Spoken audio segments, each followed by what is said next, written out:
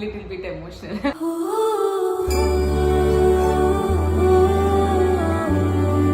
ఇష్టమైన వాటిని కూడా చాలా వదులుకుంటుండే.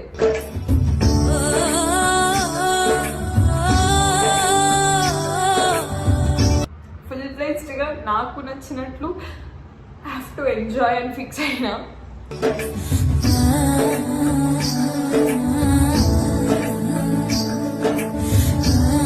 Because I have to earn myself, I have to stand for myself and నుంచున్నా.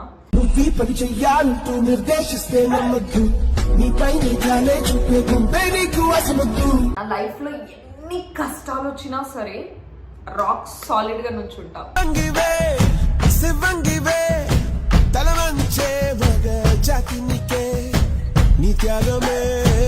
ఎవడన్నా ఇది నువ్వు వల్ల కాదు, నీకు చేత కాదు, ఇది నువ్వు చెయ్యలేవు అని అన్నాడా